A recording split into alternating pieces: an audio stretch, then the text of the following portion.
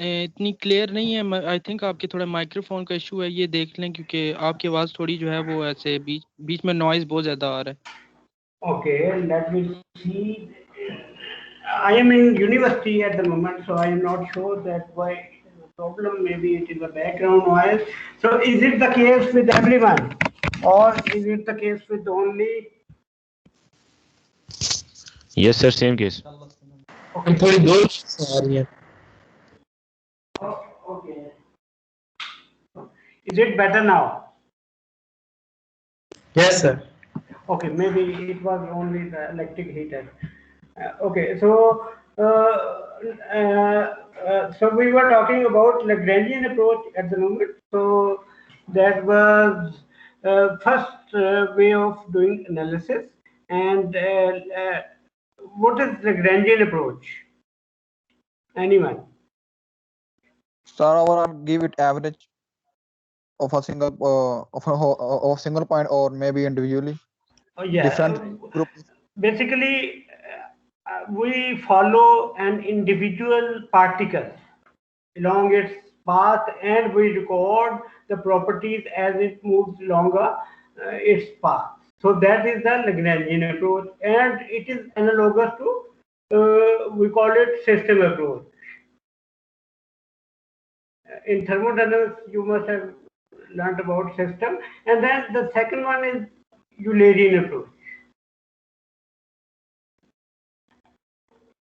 So in Eulerian approach, we fix a point in space, and then we analyze the particles which move through that fixed point. So if I give you a practical example, that if you want to differentiate between these two approaches, if you ever ride a bike or a car, you can see a speedometer in front of it. So it gives us the real-time value for the velocity or speed of the vehicle. So that is basically Lagrangian approach. But if you travel on a road and then there is some traffic police sitting with a speed gun, so that is they are going to record your speed when you approach them. So that is the Eulerian approach, right? So the Lagrangian approach is the speedometer of your vehicle, and for the Eulerian approach, that is the speed gun which is being used by traffic police to record the speed of your vehicle, right? So that is kind of a difference between Lagrangian and Eulerian approach. Right. So I hope that, and we also call it control volume approach.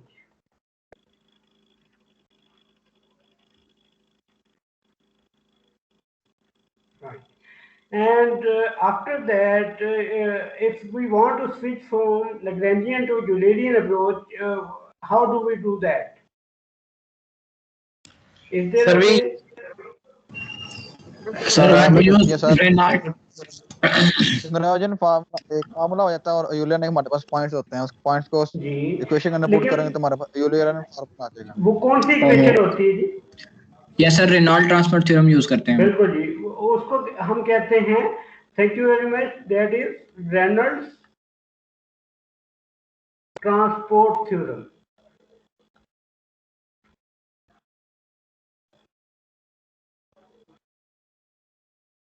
Okay, first of all, why we need to convert from Lagrangian to Eulerian approach? First of all, why there is a need to change from Lagrangian to Eulerian approach?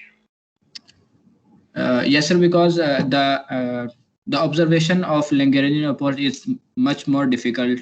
Why? Because we have to basically sir उसमें हमने ये करना होता है कि हर particle को approach करके हर particle की अलग अलग प्रॉपर्टीज को उसमें करना होता है।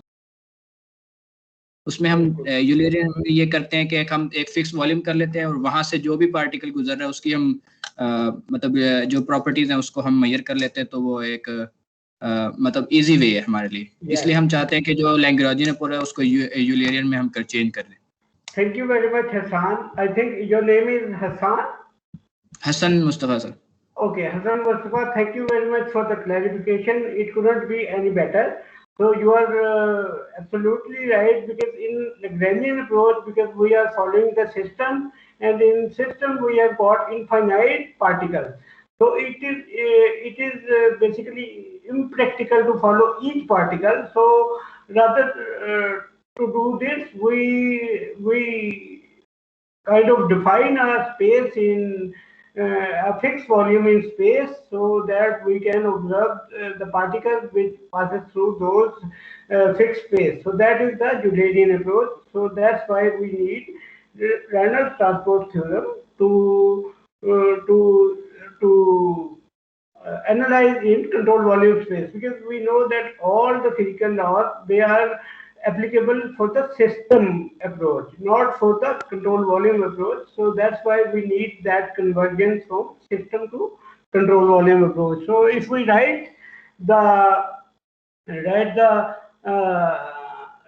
transport theorem for an extensive property B, so we can write it dB by dt, that is equal to partial by partial t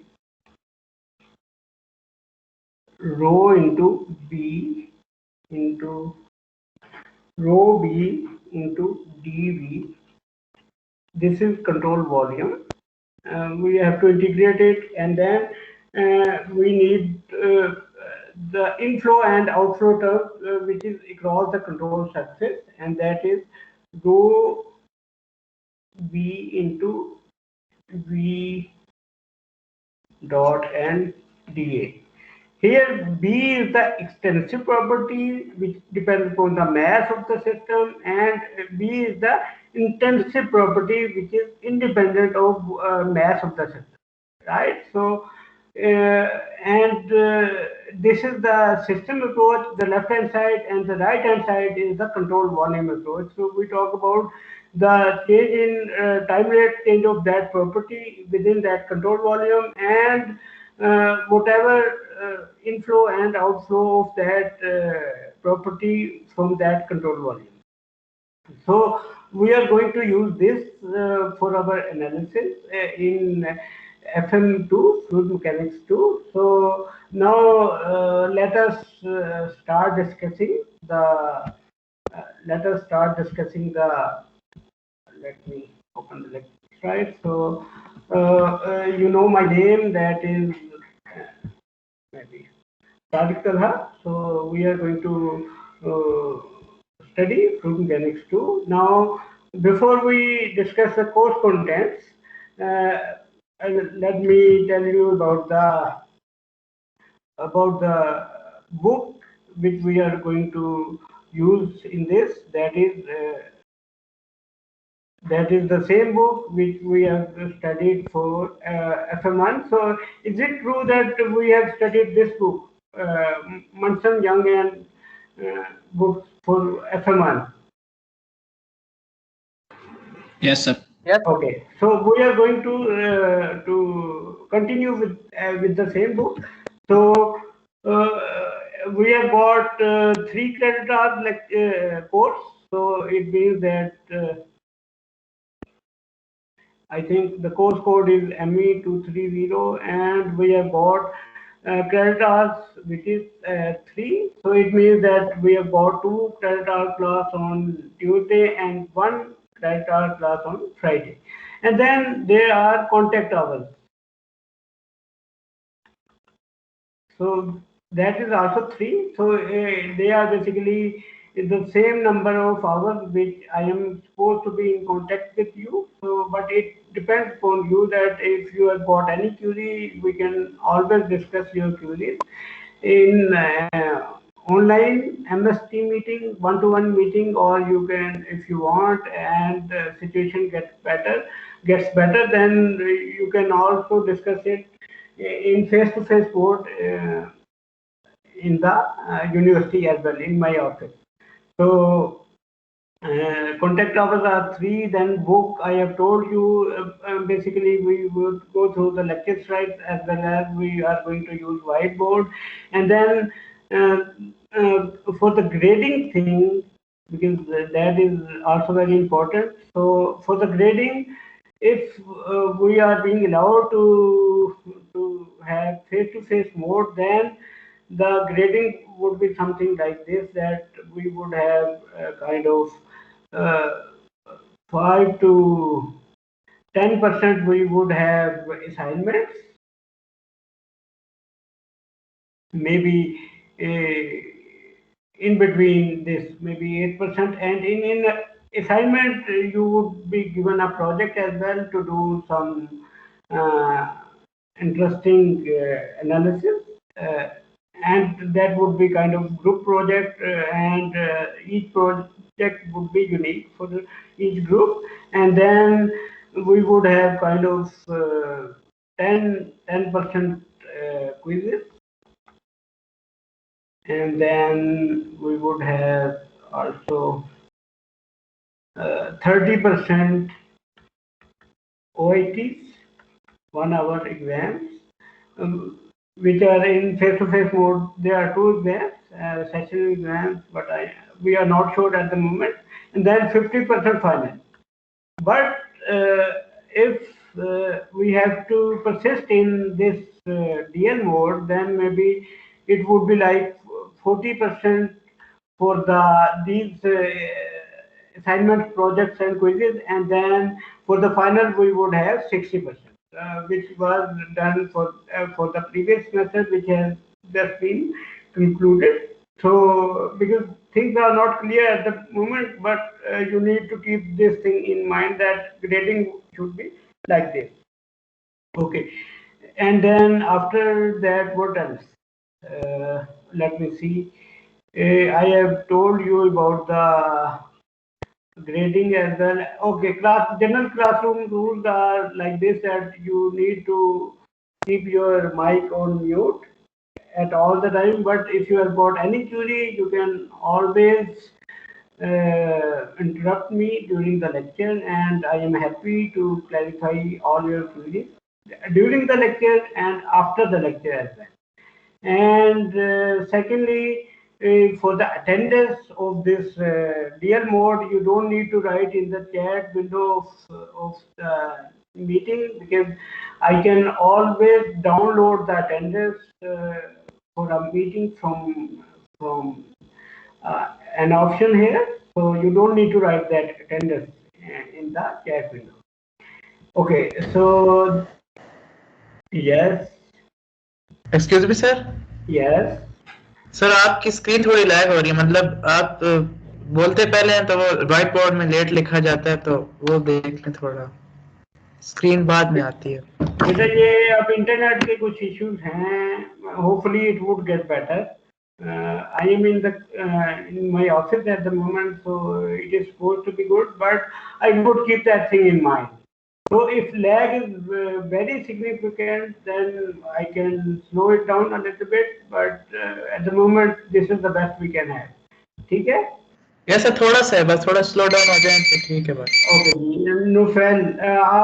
नुफैल Ahmad Nadeem, आप यस सर, आपका नाम नुफैल है? Okay. यस सर, सही बोला बिल्कुल.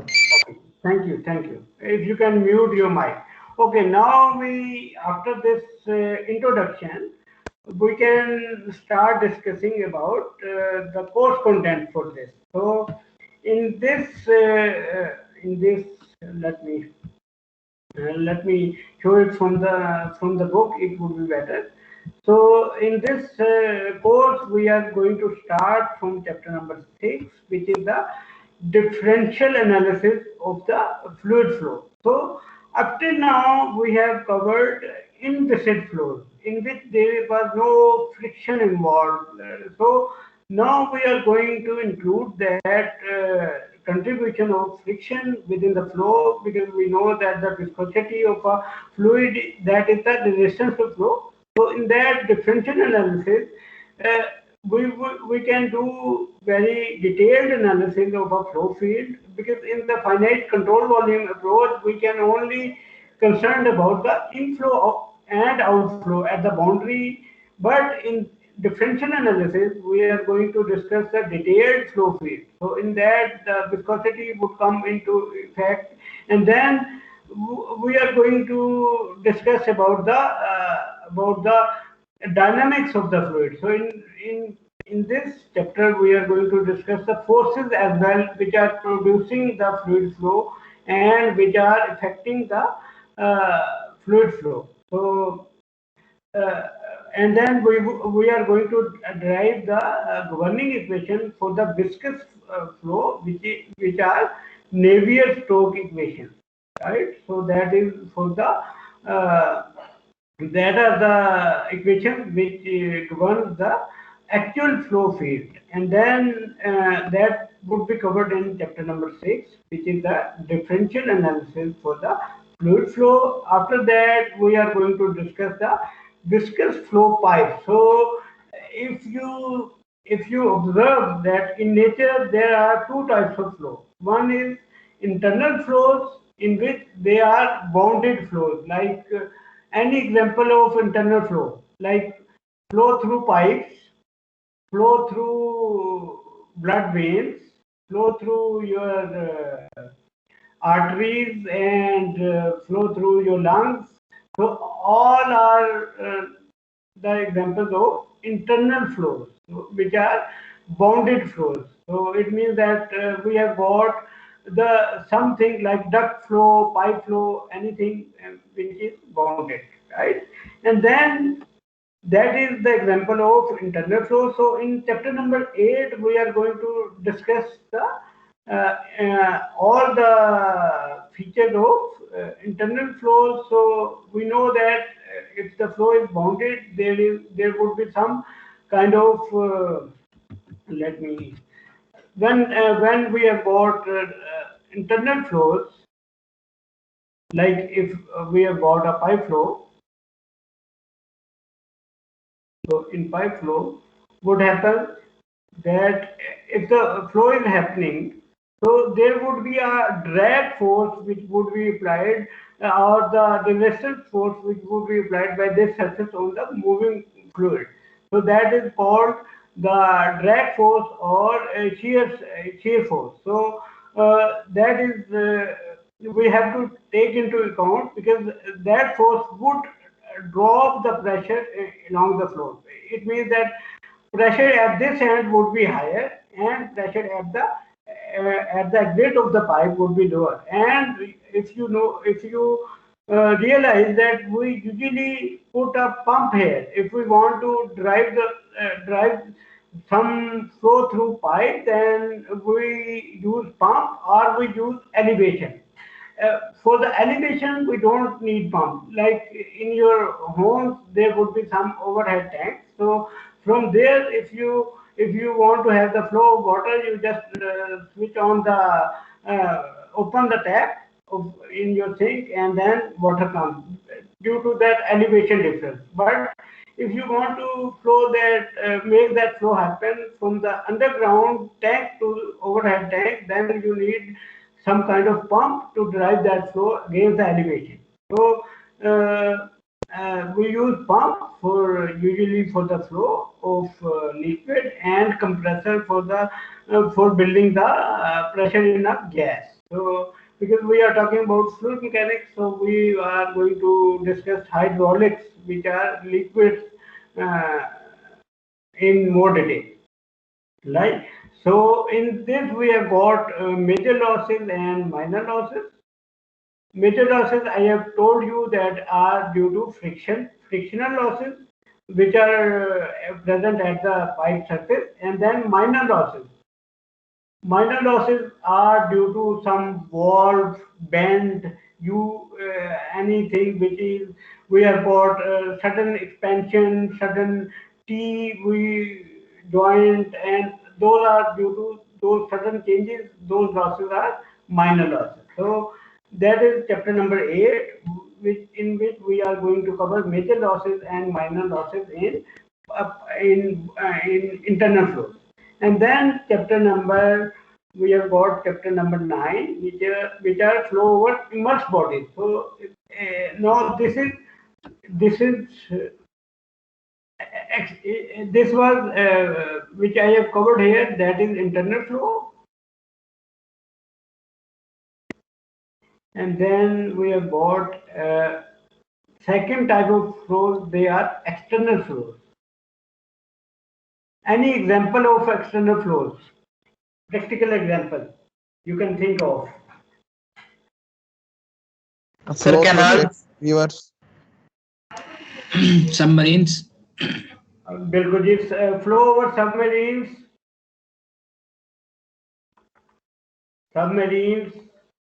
flow over any vehicle, whether that is ground vehicle or aero vehicle like aeroplane or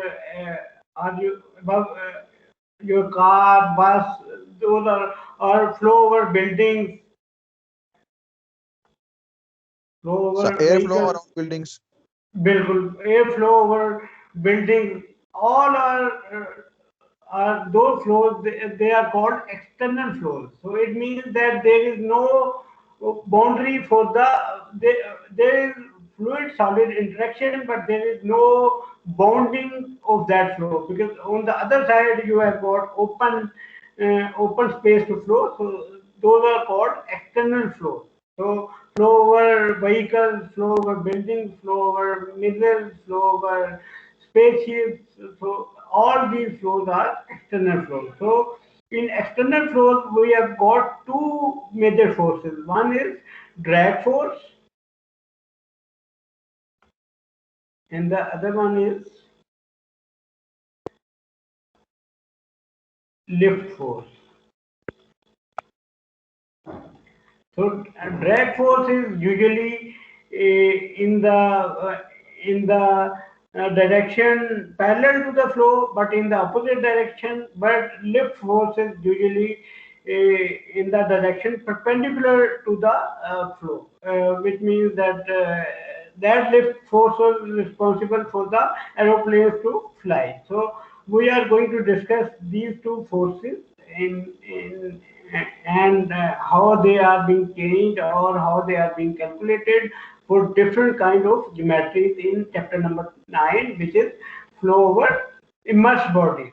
Okay, so and that is which we are going to cover in chapter number 9, and then we are going to, because compressible flows are the flows through the nozzles, and open channel flows, that are the flow through canals.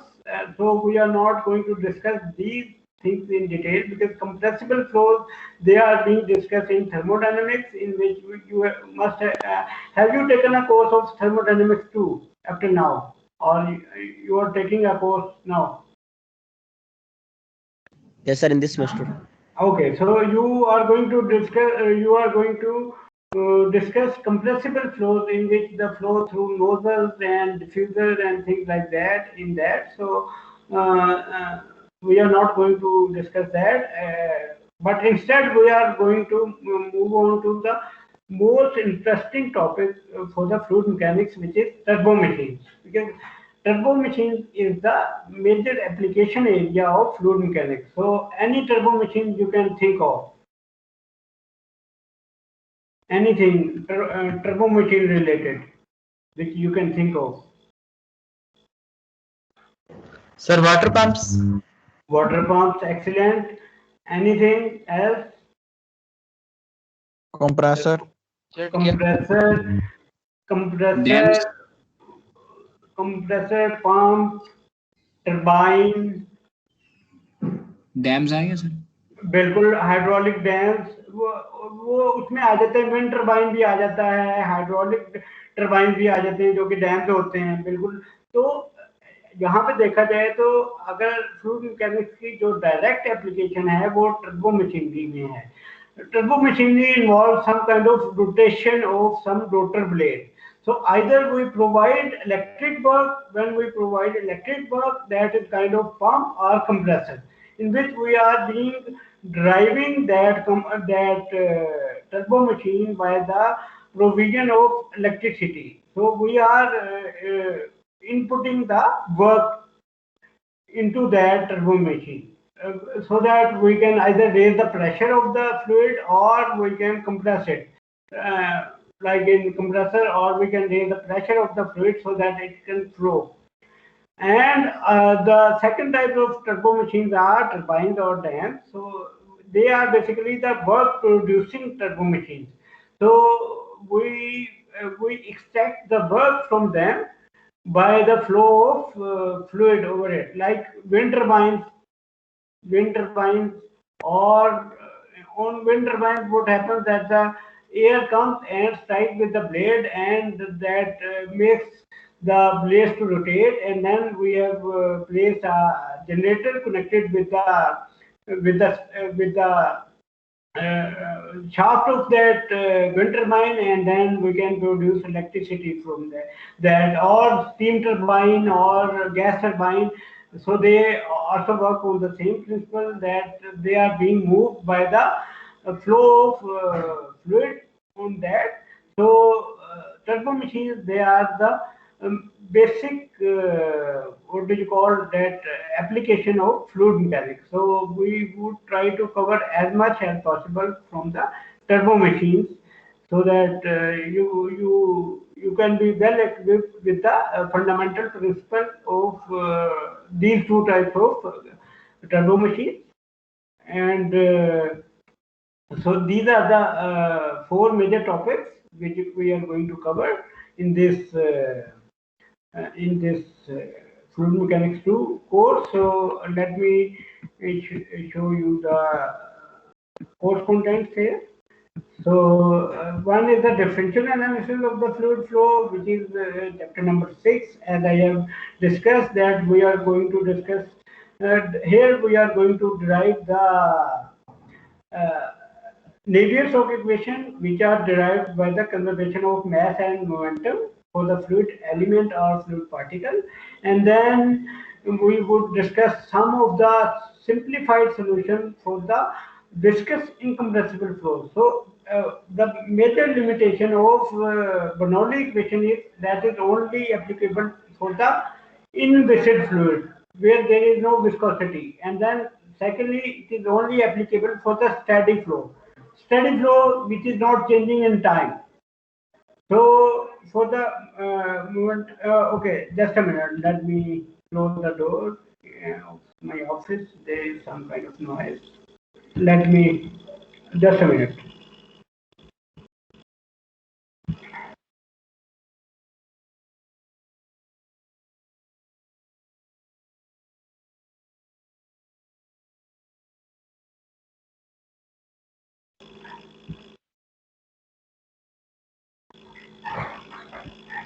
Okay, so I was discussing about the course content. So in chapter number 6, we are going to discuss the viscous flow and the equations which govern the viscous flow, which are Navier-Stokes equations. So we are going to discuss its derivation by the conservation of mass and momentum for the fluid element, and then we would discuss the solution for the Navier-Stokes equation for some simplified cases, like laminar flow through a pipe and laminar flow through a duct. So those are the simplified solutions we can have, but usually we cannot solve those equations by analytic method. So we need to do some kind of numerical analysis. So have you heard a name of software which is software? Anyone? Yes, sir. Yes, so sir. ANSYS software do the numerical solution. Yes, sir. Thank you very much for your input. Numerical solution. Numerical solution of Navier-Stokes equation. And it also being used for the stress analysis purpose. So, and for the fluid flow, it solves the numerical solution. So numerical solution means that we don't solve the exact equation, but we kind of discretize our domain into small segments. Like if we have got this domain, so we kind of divide it into small segments by generating the grid like this, and then we write the governing equation, which are Navier-Stokes equation, on these intersecting points, and then we solve it numerically. Right, on these discrete points, we try to find the velocity and pressure, density, temperature.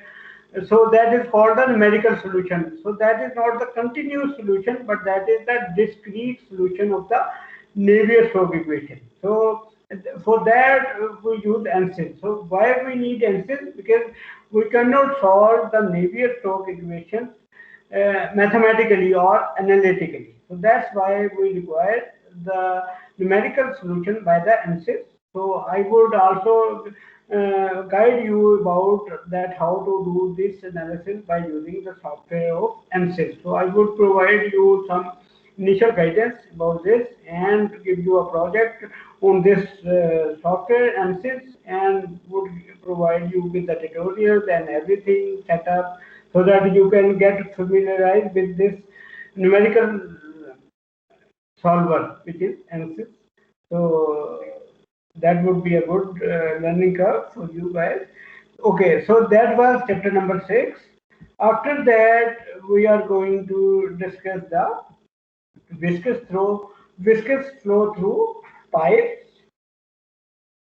So as I have told you that we are going to discuss major and minor losses for the laminar and turbulent flows. So major losses are due to friction and minor losses are due to different components which are installed during that piping, like valve, T, or any sudden expansion, sudden contraction, anything like that. So those are comes into minor losses, which are due to those components installed in that piping system.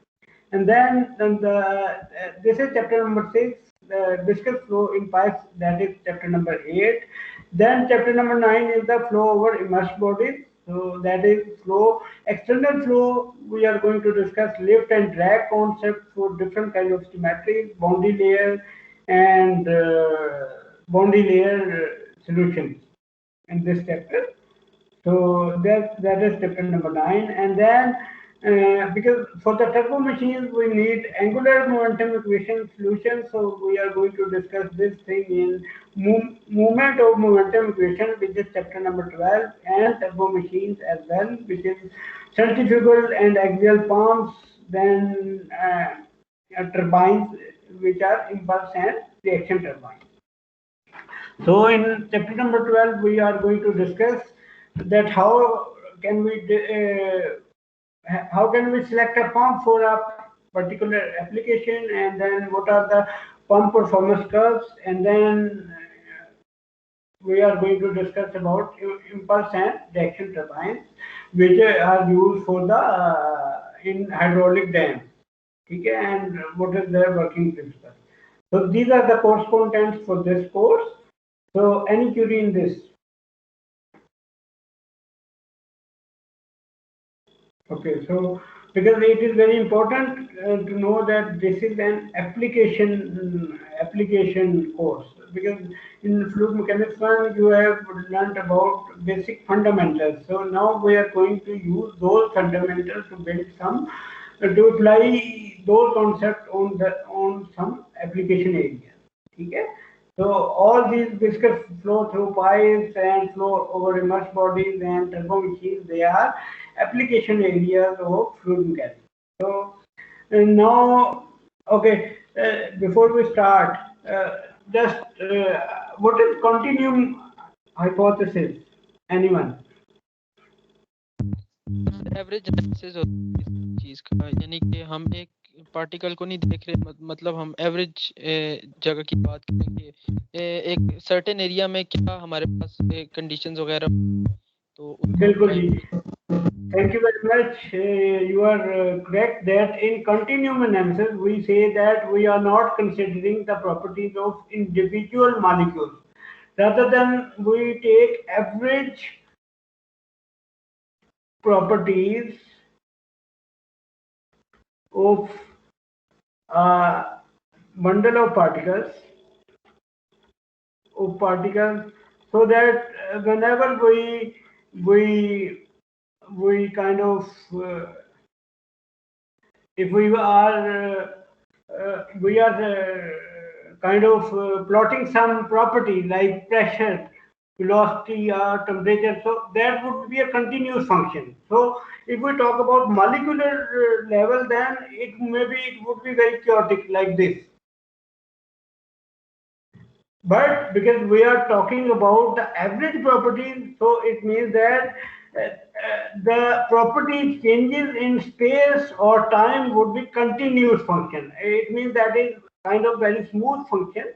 So that is the purpose of continuum hypothesis, that we are considering about the average properties. We are not considering the properties of individual molecules, right? And then now we quickly, if I can tell you about basic recap that which we have covered up to now. So first of all, differential analysis, why we need it? Because you have already discussed the finite controlled volume approach, which was chapter number 5. So that is the approach which only requires the physical conditions at the boundary.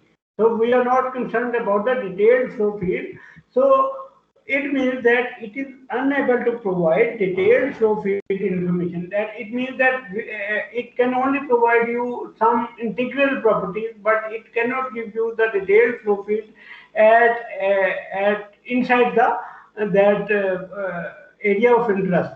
So, or the volume of interest. So differential analysis, that is usually it is used to obtain the detailed knowledge of flow field.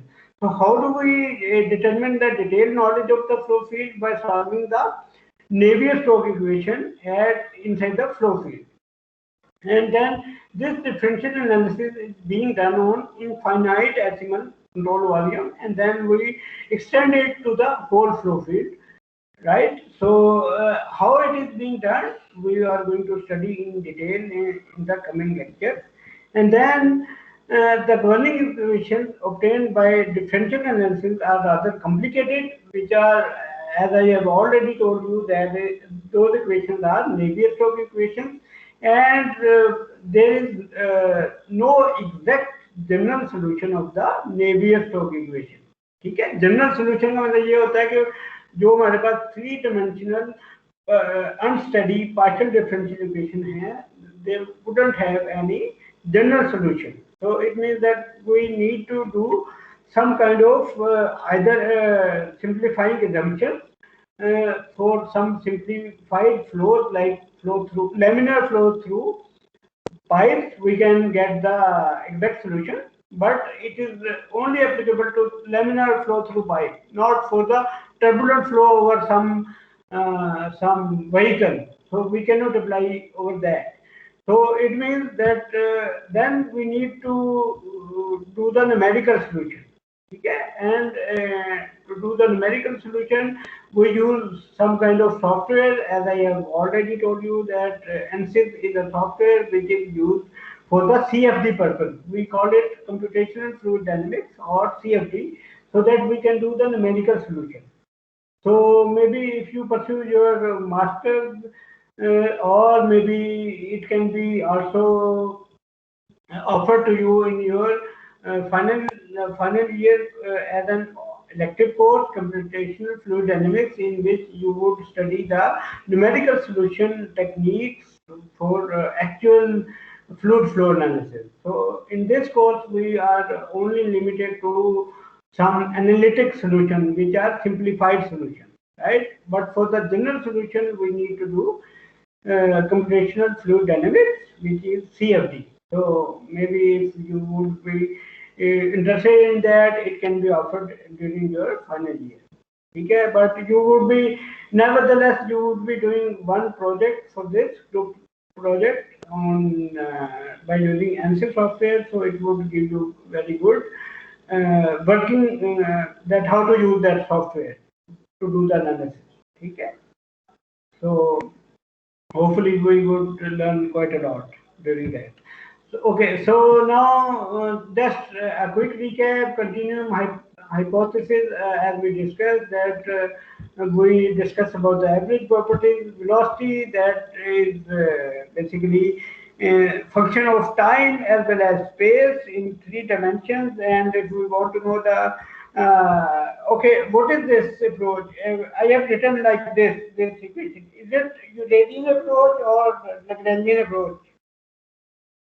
Anyone?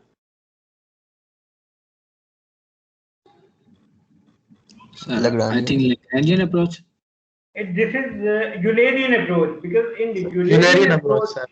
Eulerian approach we also need to know the coordinates on which there is a information of that property.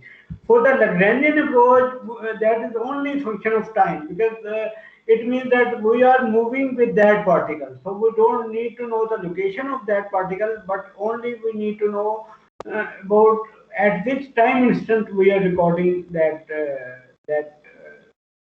property. Okay, and velocity magnitude, we know that we take the square, add them, and then take the under root. So that is the velocity magnitude, very simple thing. All these things I just put because they are from FM1. So then Eulerian approach, we know that for the Lagrangian approach, the properties are only function of time. For the Eulerian approach, that is also function of space. So fluid particles, when it travels in space, the acceleration, it is due to 2 factors. One is the time rate of change, and one is the spatial variation. The unsteadiness, that is at one point, if the particles are moving through that point, how the velocity and other properties are changing at that particular point. So that is the unsteadiness.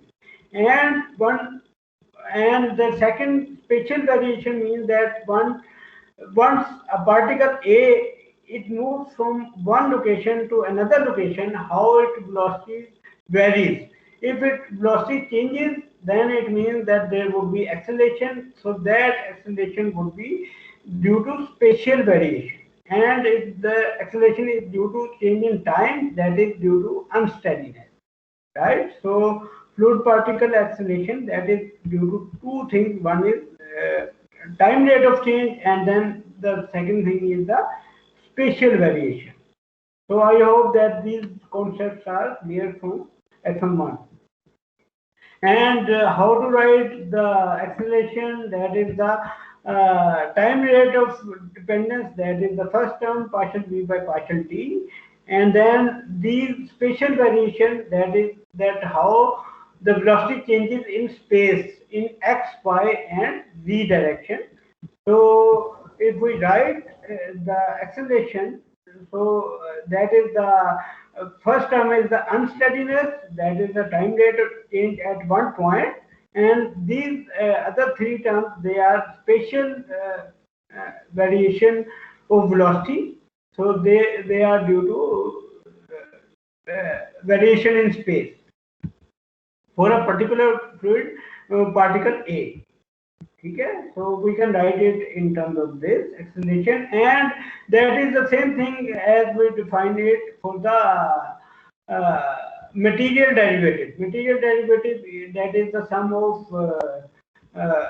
point variation plus space variation. So we can write the acceleration components in x, y, and z by using these relations.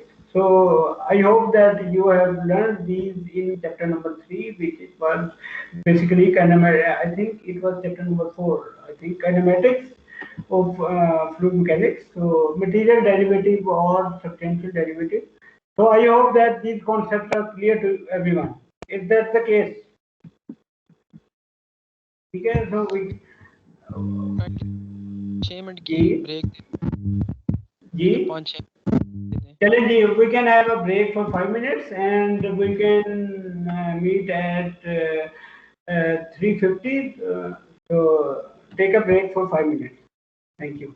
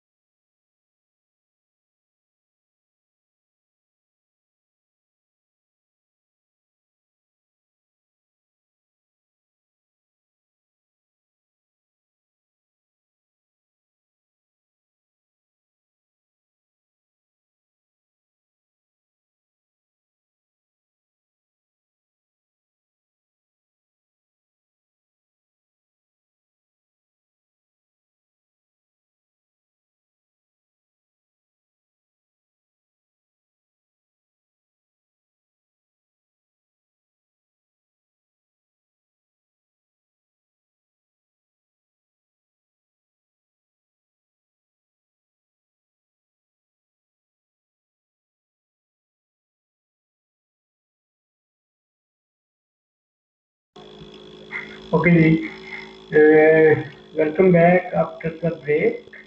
So we are going to continue, or we are going to start FM2 course from here. So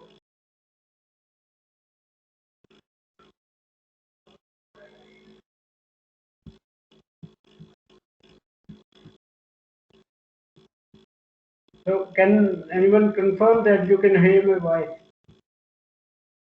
Yes, sir. Okay, Yes, sir. thank you. Okay, so up till here, it was just a quick recap of FM1. So now we are going to discuss the deformation of a fluid element. That is the first topic of FM2. Deformation of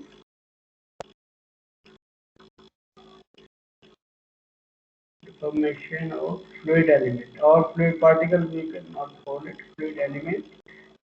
So can you guess that how many, what types of, if we take this one element, square element, so it can, after undergoing some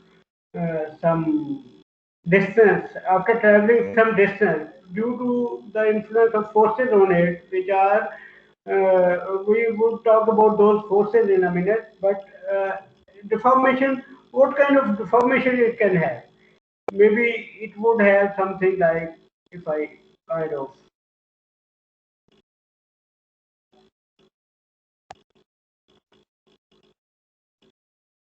maybe it would have something like this shape, or so it means that if you see after time delta t, after traveling some distance here, so it would have some kind of change in its shape and volume as well as orientation. So because it looks very difficult to see it as it is, because we don't know that what are the changes. So if we want to write that how many changes are there, first of all, if you see that it was the point it traveled, if we say that this was the origin of that element, so it traveled a distance. So that motion, that is called, we call it, motion of that, linear motion of that, we call it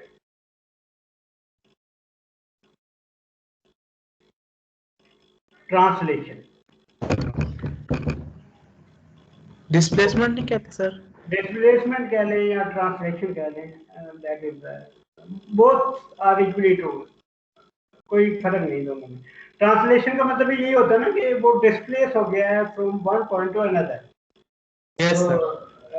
That is the same thing, but in deformation terms we call it translation. But physically it means that it has been translated or displaced from one point to other. Okay, what other thing we can see here, that is linear deformation. Linear deformation. Linear deformation means that its volume has been volume change. Then the third thing is the rotation. If you see here, it was parallel to x-axis, but here you can see that it has been rotated to some point. And then the fourth bit is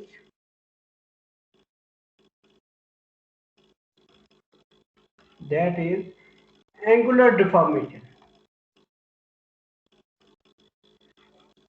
Here volume change is there, but no shape change.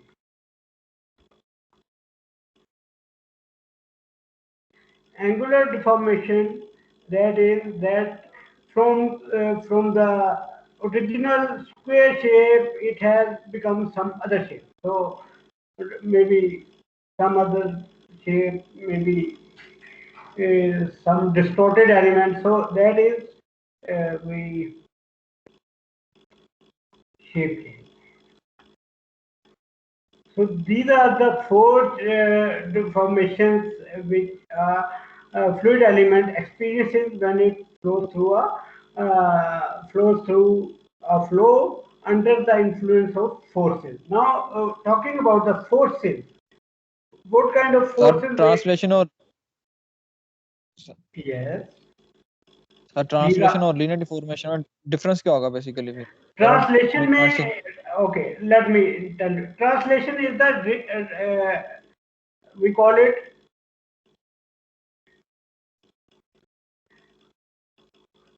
rigid body motion. ठीक है, यानी कि उसमें यह है कि वो पूरे का पूरा element as a rigid body it has been displaced from one point to another point, और रोटेशन भी जो सी है ये भी एक तरह से kind of rigid body motion है। उसमें क्या होता है कि रिजिड बॉडी मोशन का मतलब ये है कि वो अपने एक्सिस के अबाउट रोटेट कर लिया है एज अ रिजिड बॉडी। इसी तरह ट्रांसलेशन भी रिजिड बॉडी मोशन है। लेकिन लीनियर डिफॉर्मेशन क्या है? Let me show you the difference between these two on a lecture slide. Maybe it would be more easier for you to see. Who asked the question? Can you please state your name? Sir Mohammad Umair Khalid. Okay, ji, Mohammad Umair Khalid. If you see here, translation, can you see the lecture slide here? Yes, sir. Here, if you see that the whole element that has been displaced by a distance, okay, for the translation, or we call it the linear motion, okay. But linear deformation, if you see that its volume has been changed, okay, it has been deformed linearly, okay. Now the second point is that what is the difference between linear deformation and the angular deformation? In linear deformation, it has been kind of a square, but for the angular deformation, if you see that now the shape of that object has been also changed, ठीक है? Mohammad Umair Khalid. yes, अलग ही समझ आ रहा हूँ। और rotation yes, और translation अगर आप देखें ना तो ये दोनों जो टाइप्स ऑफ डिफॉर्मेशन है ये रिजिड बॉडी डिफॉर्मेशन है, यानी कि उसमें पूरे का पूरा जो बॉडी है that has been either translated or rotated, but the shape and the volume hasn't been changed for both types of for the translation as well as for the rotation. Okay, but linear deformation, the volume has been changed, and in the angular deformation, the shape of that element has been changed. Okay, so now we have discussed these four types of deformation. Now, what kind of forces are there which can create these kind of deformation? There are basically in nature or for the fluid mechanics, there are two types of forces.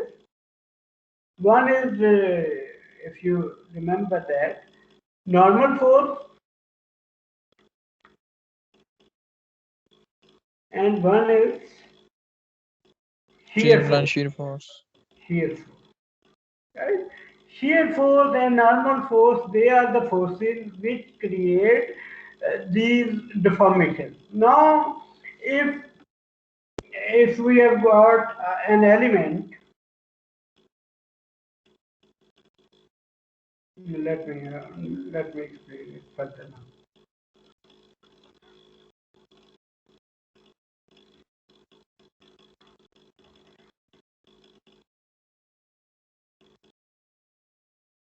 If we have got an element and on this axis and on this we have got equal force, it means that F1 is equal to F2, right?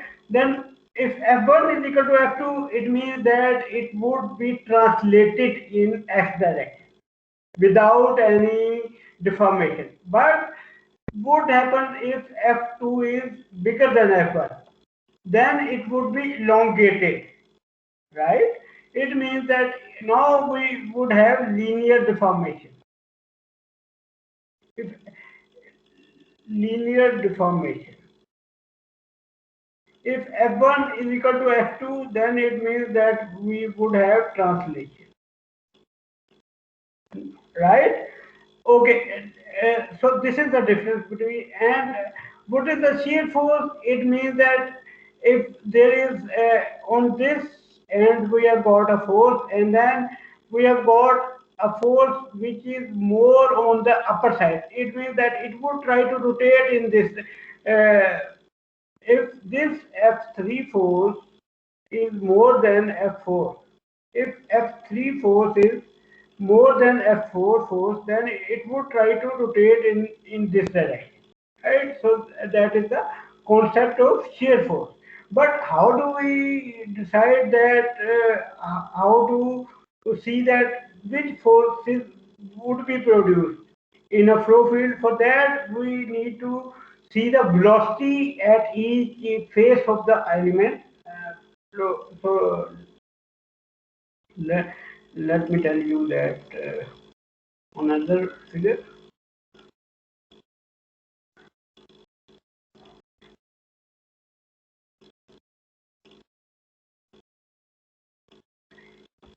Here, if we talk about two-dimensional object, we would have here u velocity and here we would have v velocity. If at all the vertices, at all the point inside this fluid component, we have the same velocity u, v, u, and this is v, u, v, u.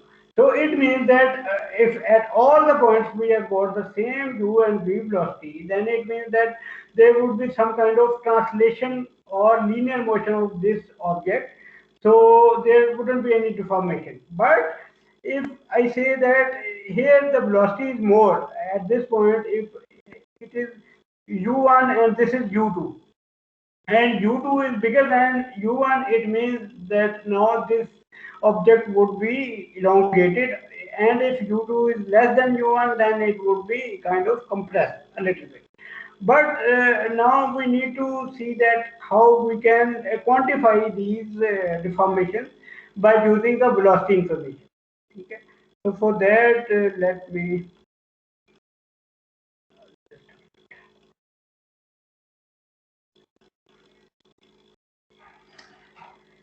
let's consider that we have got this element, its size is delta y and delta x. So now we are talking about linear deformation. So if the velocity at this point is given and we want to determine the velocity at this point, and we know that the velocity is different, how can we determine that? Anyone? If we are given a function value at one point and we want to know the function value in the neighborhood, anything we can use, any series we can use to determine the value at the neighboring point? No. G. Have you heard the name Fourier series? Fourier series, ये आपको नाम सुना हुआ है? Yes, sir. Yes, sir. उसमें क्या होता है? fx plus dx is equal to fx plus partial f by partial x into dx plus partial square f by partial x square dx square divided by delta x divided by 2, which is delta x is the distance plus so on. ठीक है, ये हमारे पास series होती है. तो if we take only the first two terms and ignore the higher order term, then here the velocity can be written as, if we want to write the velocity here, that would be u plus partial u by partial x into delta x. ठीक है, that is the velocity of this point. ठीक है, And if we want to know that how much elongation has been done in time delta t, so how can we, okay, one thing you see that the necessary condition for the linear deformation is partial u by partial f. That is the, now there are two types of velocity gradients. One is the normal gradients,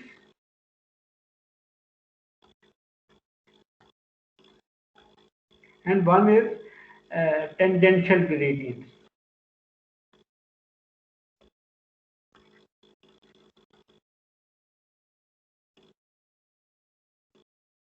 normal gradients कौन कौन से होते हैं जी? Partial you by partial x, partial we by partial y, यानी कि जिस direction में वेलोसिटी है उसी डायरेक्शन में अगर वो वेलोसिटी चेंज हो रही है then that is normal velocity gradient, and partial W by partial Z. And similarly, we have got partial for the tangential gradient. We have got partial u by partial y, partial u by partial z, partial v by partial x, partial v by partial z, and we have got partial w by partial x and partial w by partial z. So if you see here that the necessary condition for the linear deformation to occur, that there should be some normal gradient either in the x direction, y direction or z direction, then we would have the linear deformation. Okay, so how much it would be deformed? How can we see that कि deformation कितनी हुई है x में? अगर वो देखनी हो कि लीनियर डिफॉर्मेशन हुई कितनी है, तो चेंज इन वॉल्यूम अगर हमने निकालना हो तो वो कैसे निकाल सकते हैं हम? Partial you by partial X into delta x. अच्छा, अब अगर हम इसको यहाँ, क्योंकि यू और यू तो कैंसिल हो जाएंगे ना, तो चेंज इन, अगर आपने वेलोसिटी निकालनी है तो चेंज इन, ये जो वेलोसिटी है partial you by partial X into delta X है. तो अगर हमने ये देखना है कि how much volume has been change for this element, so that would be equal to partial u by partial x into delta x. Now change in volume. So first of all, if we kind of do some dimensional analysis here, delta x would be cancelled out with delta x. So what is the unit of u? Velocity की unit क्या होता है जी? Metres पर second. Metre पर second. इसका मतलब ये है कि हमें डेल्टा टी से उसे मल्टीप्लाई करना पड़ेगा टू मेक इट मीटर. ठीक है, यानी कि in time delta T how much it has been deformed, so that delta T has been multiplied. Now this is the deformation in length. If we want to see how much it has been deformed in terms of volume, so it means that we need to multiply it with the area, which is the, what is the surface area of this if we see this surface area would be delta y into delta z. Okay, so we have got, if I write it here now, change in volume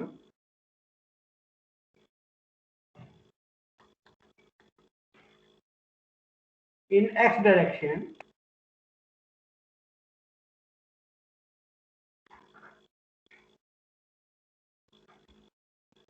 that would be equal to partial u by partial x into delta t into delta x, delta y and delta z.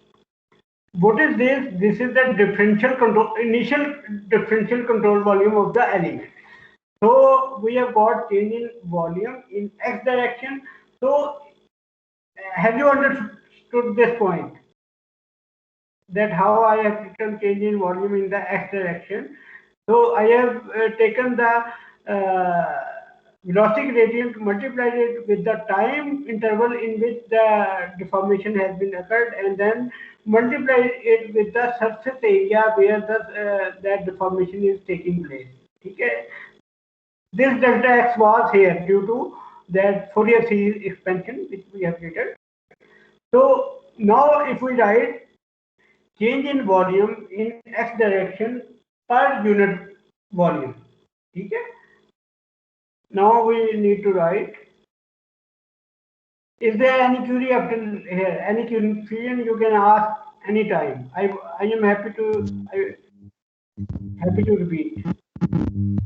Sir partial u by partial x multiply by delta x. Sir ये point समझ नहीं आया कैसे हुआ. ये तो पता लग गया जिस तरह आपने partial u by partial x निकाला था कि हम x निकाल रहे हैं. ठीक है जी. मैं दोबारा रिपीट कर देता हूँ. No worries.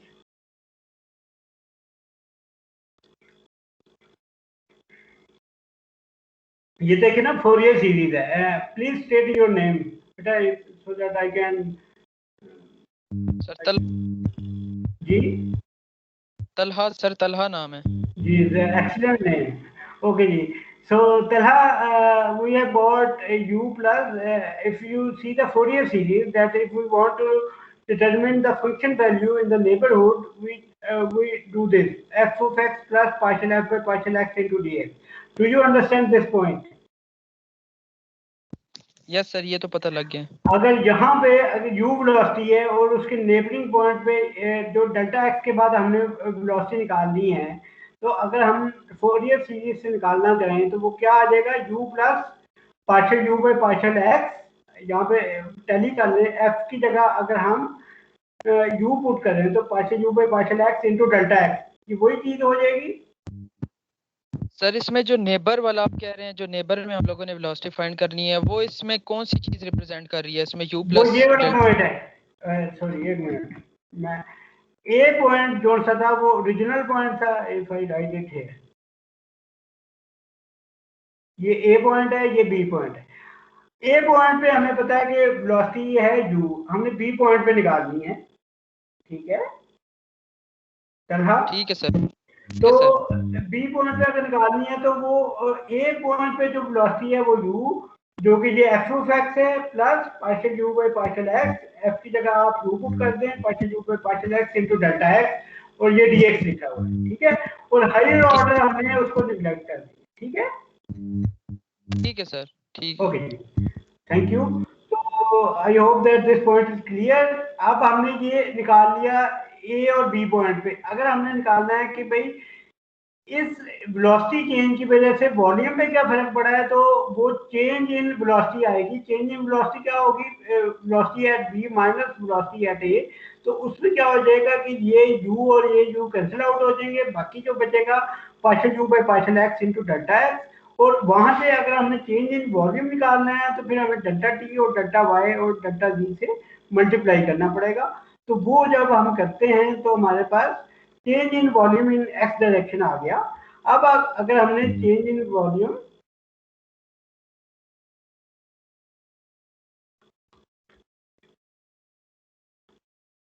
इन x डायरेक्शन पर यूनिट वॉल्यूम निकालना हो. पर यूनिट वॉल्यूम क्या है कि इस पूरी चीज को आप 1 डेल्टा x डेल y और डेल z से यहाँ पे ये पूरी चीज आ जाए. तो अगर आप देखें तो यहाँ पे ये वाली चीज है और ये वाली चीज है, ये कैंसिल आउट हो जाएगा. ठीक है जी. Any problem in this? Yes sir. ठीक है. ठीक है. तो हमारे पास बाकी जो बचेगा वो अगर मैं यहाँ पे लिख दूं, that would be equal to partial u by partial x into delta t. Now if we want to know the rate of change of volume per unit, यानी कि यहाँ पे मैं कहता हूँ कि मैंने यहाँ पे कैलकुलेट करना है. सर डिवाइडेड बाय टाइम हो जाएगा. डिवाइडेड बाय टाइम हो जाएगा. Rate of change of this total, तो वो हमारे पास हो जाएगा limit delta t equals to 0 and this bit divided by delta t. तो वो कैंसिल आउट हो जाएगा और आपके पास ये चीज जो बचेगी वो हो जाएगी partial u by partial x. अब ये चीज हमारे पास आ गया रेट ऑफ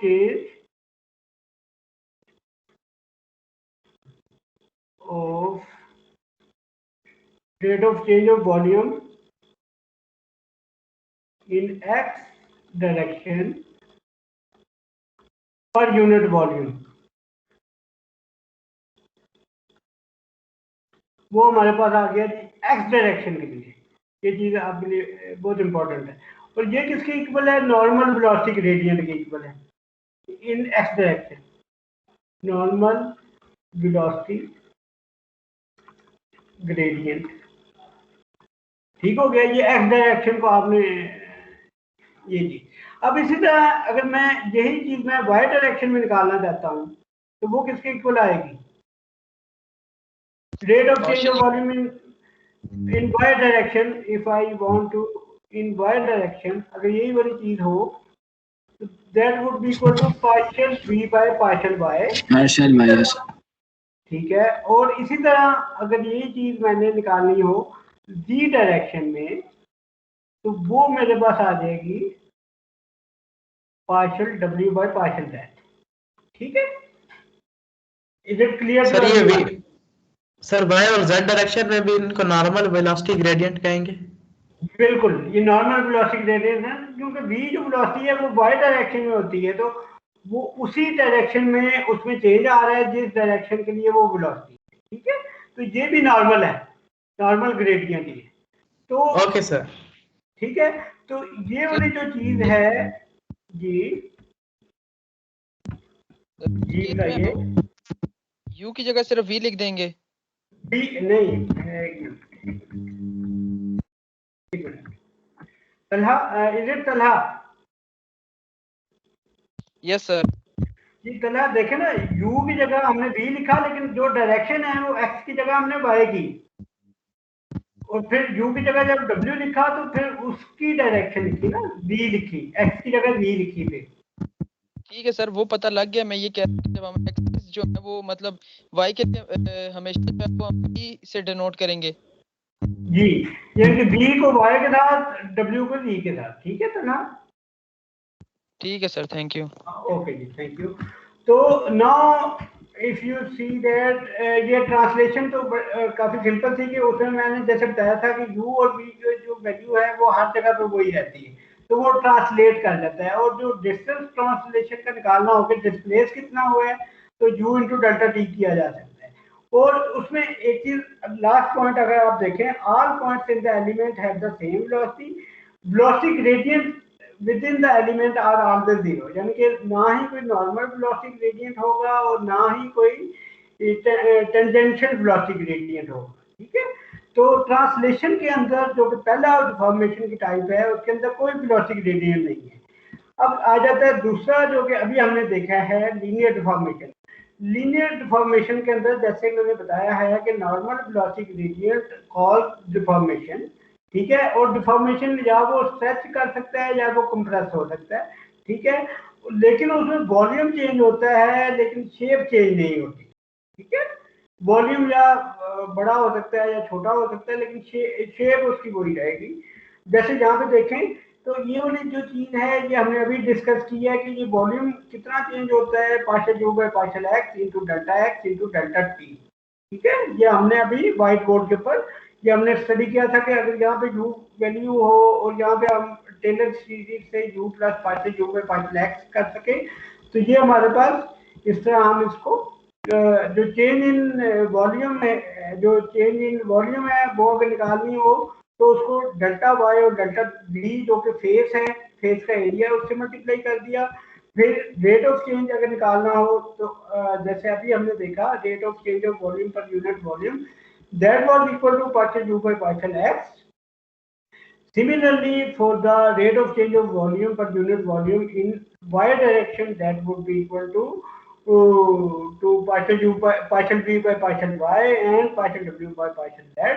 और अगर हमने total rate of change of volume निकालना हो तीनों डायरेक्शन में तो हम उन तीनों को ऐड कर देंगे, जो कि हमने अभी इंडिविजुअल डायरेक्शन में निकाला था उसको हम ऐड कर देंगे तो वो हमारे पास आ जाएगा partial you by partial X plus partial we by partial Y plus partial W by partial Z, और उसको वेक्टर फॉर्म में हम लिख सकते हैं डेल डॉट वी। ठीक है सर डायरेक्शंस भी लगेंगी ना इसमें आई जे के? बिल्कुल। डेल डेल फंक्शन अगर आपको याद हो, डेल को कैसे लिखते हैं, आपने FM1 में पढ़ा होगा, डेल किसके इक्वल था? सर इसी तरह पार्शियल बाय पार्शियल एक्स आगे कोई भी वैल्यू हो I hat plus partial by partial Y आगे वैल्यू कोई भी हो। अगर डेल फंक्शन आप लिखना चाहें that means equal to partial by partial X into I plus partial by partial Y into, ये यूनिट वेक्टर है, partial J plus partial by partial Z K, ये होता है ना। उसके बाद आप v को मल्टीप्लाई करेंगे तो v के अंदर u वाला यहाँ पे आ जाएगा और i और i 1 बन जाएगा, तो आपको पता ही है ना उसका, जब आप डॉट प्रोडक्ट करते हैं। ठीक है, तो उसमें उसको आप डेल डॉट v लिख सकते हैं। ठीक है, rate of change of volume. अच्छा जी, ये तो हमारे पास हो गया। अब rate of change of volume per unit volume को हम वॉल्यूमेट्रिक डायलेशन रेट भी कहते हैं। इसका जो नाम है, ये जो हम डेल डॉट वी को हम वॉल्यूमेट्रिक डायलेशन रेट भी कहते हैं। और अगर हमारे पास इनकम्प्रेसिबल फ्लूइड होगा तो उसमें वॉल्यूमेट्रिक डायलेशन रेट क्या होगा? If the fluid element is incompressible, what would be the volumetric dilation rate for it? 0 sir. 0, क्योंकि वो कंप्रेस नहीं हो सकता, तो उसका मतलब क्या है कि उसका वॉल्यूम चेंज नहीं हो सकता। जब वो वॉल्यूम चेंज नहीं होगा तो volumetric dilation rate for incompressible flows is equal to 0।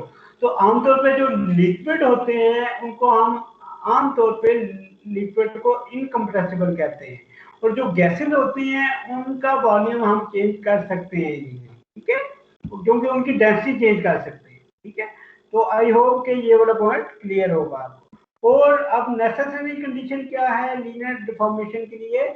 Normal velocity gradient, यानी कि इसमें से अगर partial you by partial x हो, partial we by partial y हो, या फिर partial W by partial z हो, then we can have the linear deformation.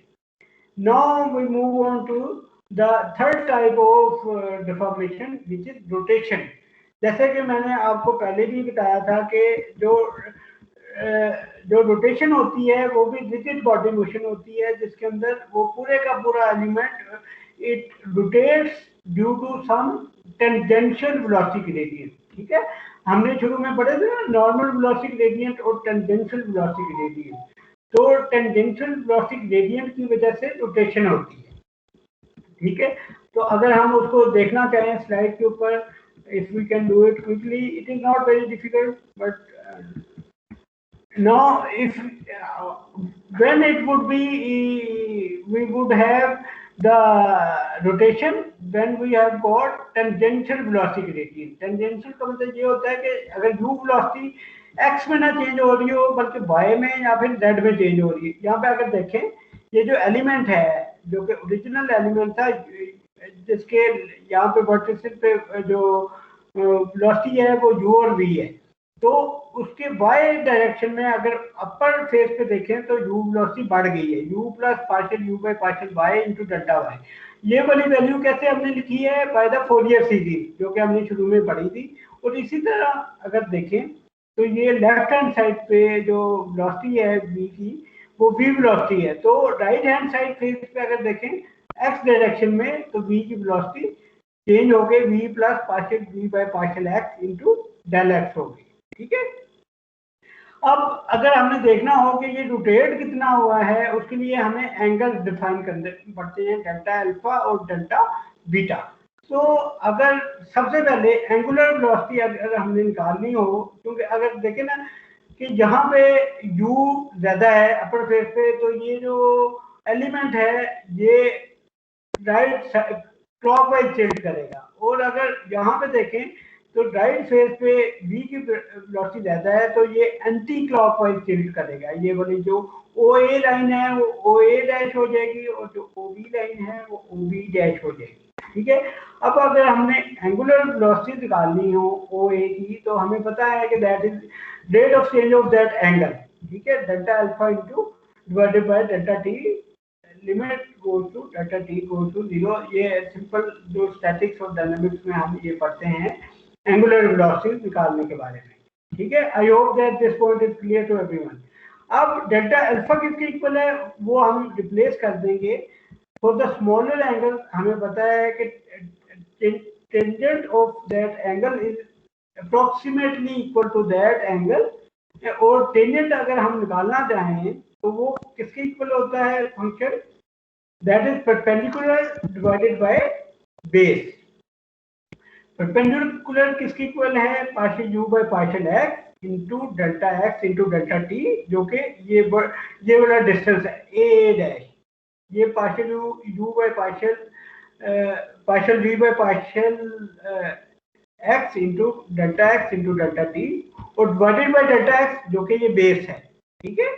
और इसको अगर हम सिंप्लीफाई करें we can write partial we by partial X into delta T, और जब हम यहाँ पे W इस रिलेशन में ये वैल्यू पुट करेंगे तो आपके पास जो एंगुलर वेलोसिटी है WOA की वो partial we by partial x आ जाएगी, ठीक है। Anything which is not clear on this slide?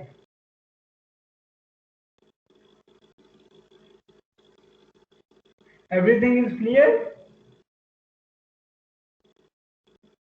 Anyone? Yes sir. ठीक है। Yes sir. ये सिंपल ट्रिग्नोमेट्री Yes, है, sir. ये इतना मुश्किल नहीं है, क्योंकि फोरियर सीरीज का आपको पता हो, then you can get the velocities at these faces and then you need to just find the value of WOA and similarly we can find the value of WOV. So WOV, if we find the value that is equal to, now these gradients if you see partial v by partial x and partial u by partial y, they are tangential velocity gradients, ठीक है। तो rotation is due to the presence of tangential velocity gradient. जो linear deformation थी वो उसके लिए जो necessary condition थी वो नॉर्मल वेलोसिटी ग्रेडियंट थे, और रोटेशन और एंगुलर डिफॉर्मेशन के लिए टेंजेंशियल वेलोसिटी ग्रेडियंट जो कि partial u by partial x partial y या फिर partial u by partial z भी हो सकता है, partial v by partial x partial v by partial z, या फिर partial w bye partial x या फिर partial w bye partial y, ठीक है। तो अगर हमने रोटेशन, ये मेरे ख्याल लास्ट पॉइंट हम यहाँ तक कवर कर लेते हैं, the rotation of the element about the z axis. अगर हम z एक्सिस का मतलब ये है कि यहाँ पे आउट ऑफ द बोर्ड अगर हमें देखनी हो कि उसकी रोटेशन क्या है, then we just kind of take the average of both. No, because one is anti-clockwise rotation, one is clockwise. तो अगर हम anti-clockwise को positive rotation लेके अगर हम इन दोनों को ऐड कर दें तो then, क्योंकि अगर देखें ना partial v by partial x is the counter clockwise rotation, तो उसको हमने पहले लिखा, और जो क्लॉकवाइज रोटेशन है उसको माइनस के साथ, क्योंकि ऐड जब करेंगे तो वो माइनस के साथ होगी क्योंकि वो क्लॉकवाइज रोटेशन है। तो एवरेज ले लें तो वो हमें पता चल जाएगा कि ये इसकी रोटेशन कितनी है, इसकी एवरेज रोटेशन क्या है एलिमेंट, ठीक है। अच्छा, अब मुझे ये बताएं कि अगर रोटेशन को जीरो करना हो तो हमारे पास partial v by partial x should be equal to partial u by partial y। इसका मतलब ये है कि जितना ये partial v by partial x इस डायरेक्शन में गया है, इसी तरह इस डायरेक्शन में इसको इधर को काउंटर क्लॉकवाइज जाना पड़ेगा, तब भी ये प्योर रोटेशन होगी। क्योंकि इस सूरत में तो यहाँ पे एंगुलर डिफॉर्मेशन भी हो रही, शेप भी चेंज हो रही है ना यहाँ पे। तो अगर हम चाहते हैं कि प्योर रोटेशन हो तो ये जो OB वाली लाइन है ये इस साइड पे होनी चाहिए, यानी कि इस साइड पे, ठीक है। Let me quickly draw it here, that is the last discussion point for today.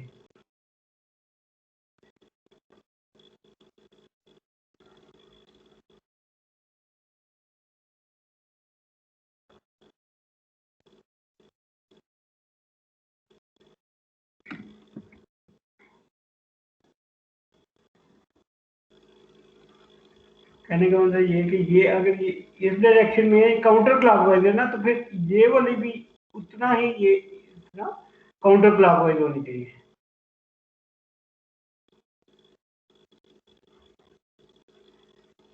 ठीक है, यानी कि जितना ये डेल्टा अल्फा था उतना ही ये डेल्टा बीटा, और इन दोनों की डायरेक्शन एंटी क्लॉकवाइज होनी चाहिए, then it is kind of pure rotation.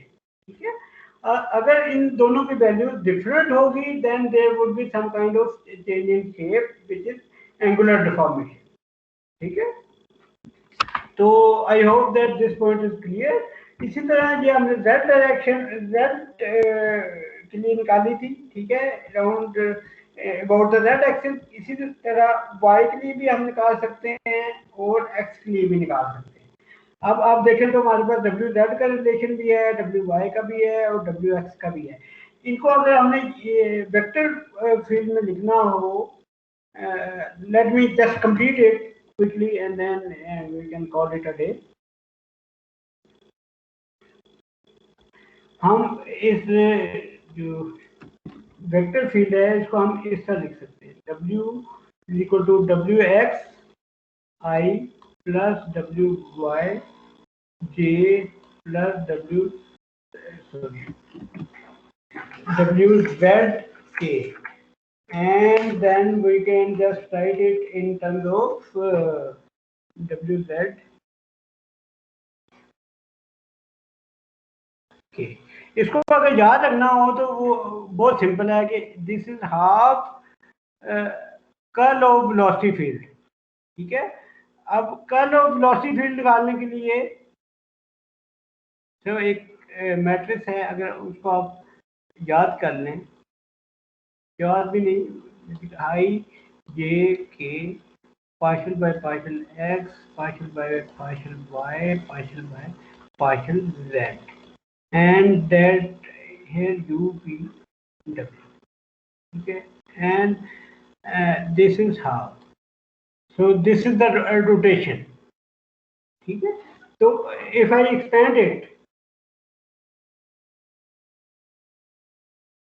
यहाँ पे क्या आ जाएगा, half into partial w by partial if I want to write partial w by partial y minus partial b by partial z, इसके साथ i आ जाएगा, plus half into partial, यहाँ पे अब क्या हो जाएगा, partial u by partial z minus partial w by partial x, j हो जाएगा, and then the third component would be plus half